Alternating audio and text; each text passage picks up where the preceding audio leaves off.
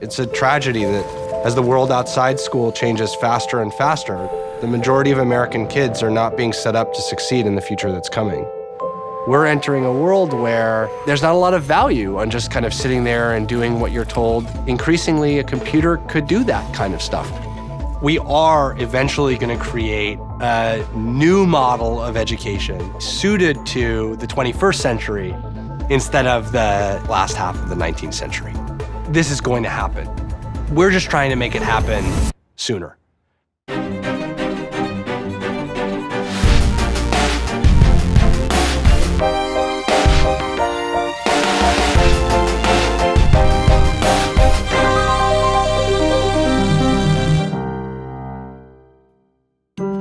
My name is Max Ventoa, and I'm the founder and CEO of AltSchool. Working in Silicon Valley and being at Google and living here, it's kind of impossible not to have it shape your worldview and to believe that a mission-driven technology company can have an incredible impact beneficially on the world. And being a parent of young kids, there's really nothing I can think of that is more important than their education that I can be working on. As an entrepreneur, you have that startup bug. You need to work on something that catches you, and this was the thing that caught me. There's this problem, which is that the model that we have for educating kids, it is a mass production model. It's a factory model. It doesn't provide an individualized experience to kind of anybody. Every 45 minutes, kids switch to a different subject, and they open a textbook and they read the next chapter, and at the end of the week, they take a quiz. That experience is teaching kids how to think like computers, and that's not going to be very valuable when these kids actually grow up to be adults. If you're trying to fundamentally transform the education experience, that is not something that you can just kind of whiteboard with a bunch of research and a bunch of smart people in a room somewhere. You have to learn what that model looks like. For us, that meant immediately, almost from starting the company, opening a school. And then we opened 3 more schools, and then we opened 3 more schools, and now we're opening 2 more schools that are focused on personalized education. Each child defines their own experience to learn in a way that feels natural, takes advantage of their curiosity, and that doesn't try and corral them to learn this thing right now in this way. And that's where technology plays a foundational role versus a superficial role. There are 2 tools that fundamentally enable personalization in our schools. One tool is called the portrait.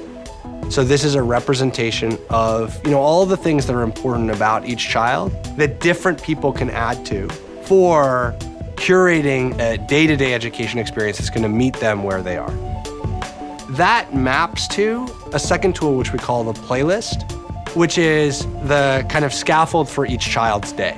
It's a to-do list and a calendar. It allows each child to decide, what order they do things, or they can decide what's on that playlist as they get older. It's allowing a child to have agency. None of us like being told what we need to do, when, where, how, with whom. There's nothing that's more demotivating than that. And if you're not motivated, you don't actually learn. There's no way to force a kid to learn. They have to actually go along with a certain experience. They have to actually think. What we see is incredibly promising out of the gates in the first few years. We're seeing much more than a year's worth of progress on kind of nationally normed tests. But as importantly, they're making progress on the social emotional pillars, things like grit, ability to work with others, ability to manage your time, to set goals that are going to serve those kids critically when they enter a world that's going to demand those kind of characteristics from them. I mean, my daughter's going to have a different life because this is the kind of school that she went to.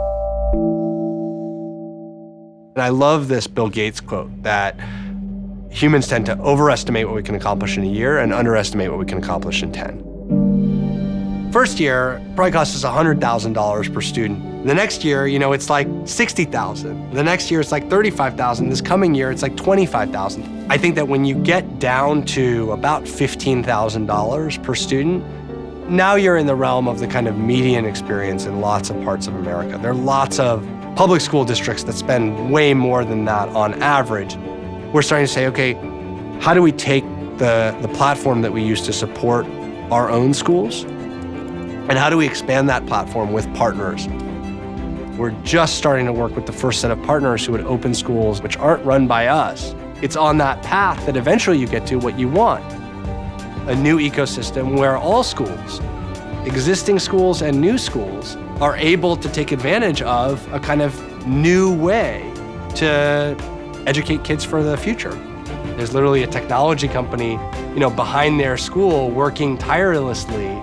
That's the kind of 10-year future that we believe is possible. In general, a startup is hard. In general, a startup takes a long time.